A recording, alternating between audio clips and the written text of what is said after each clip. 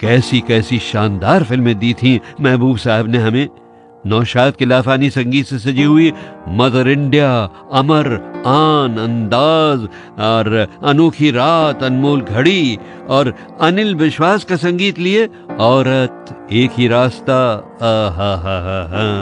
और फिर son of India के बाद सन 1964 में स्वातंत्र्यपूर्व काळापासून 90च्या दशकापर्यंत जेव्हा इंटरनेटचा मागमूसही नव्हता आणि ज्यावेळी रेडिओ हा सर्वसामान्यांच्या जीवनाचा अविभाज्य भाग होता, त्या सर्वांच्या स्मरणात असणारा हा आवाज आता कायमचा शांत झाला आहे। सुप्रसिद्ध रेडिओ निवेदक अमीन सयानी यांनी वयाच्या 91व्या वर्षी मुंबईत अखेरचा श्वास घेतला। मंगळवारी सायंकाळी 6च्या दरम्यान हृदयविकाराच्या धक्क्यानं त्यांचं निधन झालं। आवाजाच्या दुनियेचा तो जादूगर, ज्याचा चेहरा कदाचित बऱ्याच जणांनी पाहिला नसेल, परंतु आवाज हा कित्येकांनी ऐकलाय। बिना का गीतमाला, फिल्मी मुकदमा, फिल्मी मुलाकात, सितारों की पसंद, पिटारा, चमकते सितारे, संगीत की महफिल अशा रेडिओ प्रेमींच्या कित्येक आठवणी त्यांच्याशी जुळल्या आहेत। अमीन सयानी ज्यांनी फक्त रेडिओवर निवेदक म्हणून आपली छाप सोडली नाही, तर जणू काही आपल्या आवाजानं संपूर्ण देशाला बांधून ठेवलं होतं। त्यांचं नाव घेताच विशेष करून बिना का गीतमाला हा कार्यक्रम आठवतो। रेडिओवर त्या काळात उत्सुकता निर्माण करणारे किस्से सांगण्याची प्रथा त्यांनीच रूढ केली होती। जेव्हा काही काळानंतर प्रायव्हेट रेडिओ चॅनल्सची चंगळ वाढली, तेव्हा बऱ्याच नवख्या आरजेंनी सुद्धा त्यांची नक्कल केल्याचं दिसलं।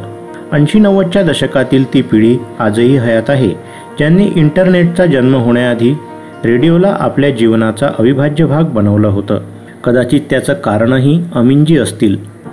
स्वातंत्र्योत्तर काळातील पिढीच्या मनात तर रेडिओचं दुसरं नावच अमीन सयानी आहे।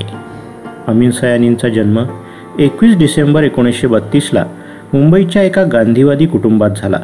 भारतामध्ये राष्ट्रवाद बळकट करण्यासाठी विविध भारतीची सुरुवात झाली, जेव्हा 30च्या दशकापासून ऑल इंडिया रेडिओ सक्रिय होता। अमीन यांचे वडील जाम मोहम्मद सयानी डॉक्टर होते व आई कुलसूम साहित्य क्षेत्राशी निगडीत होत्या। त्यांचे मोठे बंधू हमीद सुद्धा ऑल इंडिया रेडिओतच तंत्रज्ञ म्हणून काम करायचे आणि इंग्रजी शोच्या होस्टिंग सुद्धा करायचे। अमीनजी यांच्या आईचे वडील म्हणजे आजोबा तजब अली गांधीजींचे व्यक्तिगत डॉक्टर असल्यानं गांधीजी अमीनजींच्या आईंना स्वतःच्या मुलीप्रमाणे वागवत, त्यामुळेच कदाचित अमीन यांच्या कुटुंबावर गांधी विचाराची छाप होती। ज्यावेळी अमीन यांच्या आईंनी साहित्य क्षेत्रात स्वतःला झोकून दिलं, तेव्हा अमीनजी मुंबईच्या न्यू एरा स्कूलमध्ये शिकत होते, परंतु बालपणापासूनच घरातील सर्व हालचालींवर त्यांचं बारीक लक्ष असायचं। ते आपल्या आईजवळ बसून लेखनकला शिकू लागले व आपल्या मोठ्या भावाकडून इंग्रजीवरही प्रभुत्व मिळवलं। प्राथमिक शिक्षण आटोपल्यानंतर ते ग्वालियरच्या सिंधिया शाळेत शिकायला गेले। पुन्हा मुंबईत परतून झेवियर्स कॉलेजमधून पदवीपर्यंतचं शिक्षण घेतलं व स्वतःच्या थोरल्या भावाच्या कार्यात रस घेऊ लागले।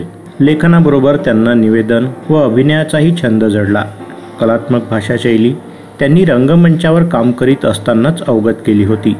1952 साली बिनाका नावाची टूथपेस्ट बनवणारी कंपनी बाजारात आली। कंपनीने आपल्या नावानं रेडिओवर एक सिनेगीताचा कार्यक्रम सुरू करण्याची योजना आखली आणि येथूनच सिलोन रेडिओवर बिना का गीतमालाचा प्रवास सुरू झाला। कंपनीकडून फक्त 25 रुपये प्रति महिन्याने या कार्यक्रमासाठी निवेदक व लेखक म्हणून जाहिरात प्रसिद्ध करण्यात आली होती। यावेळी हमीद सयानींनी आपले धाकटे बंधू अमीन सयानी यांना हा कार्यक्रम करण्याचा सल्ला दिला। 3 डिसेंबर 1952ला पहिल्यांदा हा कार्यक्रम प्रदर्शित झाला, ज्यावेळी 7 गाणी व आकर्षक निवेदनानं हा शो भविष्यात इतका हिट झाला की आठवडाभरात अमीन यांना 65,000च्या वर पत्र आली।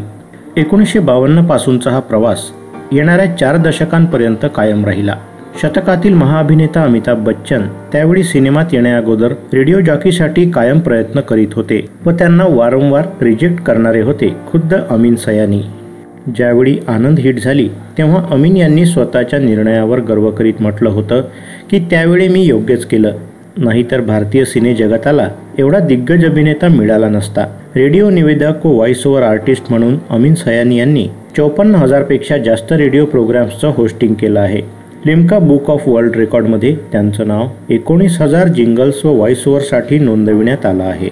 1991चे इंडियन सोसायटी ऑफ ॲडव्हर्टाइजमेंट तर्फे गोल्ड मेडल, 1992चा लिम्का बुक ऑफ वर्ल्ड रेकॉर्डचा person of the year award, Indian academy advertising film and आर्टकडून 1993ला हॉल ऑफ फेम पुरस्कार, 2003चा रेडिओ मिर्चीतर्फे कान हॉल ऑफ फेम पुरस्कार, ICCI द्वारा लिव्हिंग लिजेंड अवॉर्ड, 2007 साली हिंदी रत्न पुरस्कार व 2009 साली पद्मश्री व 2009 साली पद्मश्री अशी अनेक पुरस्कारांची सलग शृंखला अमीन सयानी यांच्या पदरी पडली.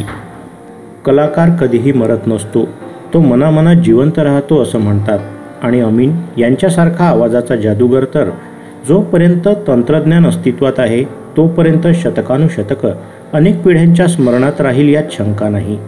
व्हिडिओ आवडल्यास व्हिडिओला लाईक करा, शेअर करा, मंडल न्यूजच्या यूट्यूब चॅनलला सबस्क्राईब करा आणि फेसबुक पेजला फॉलो करा.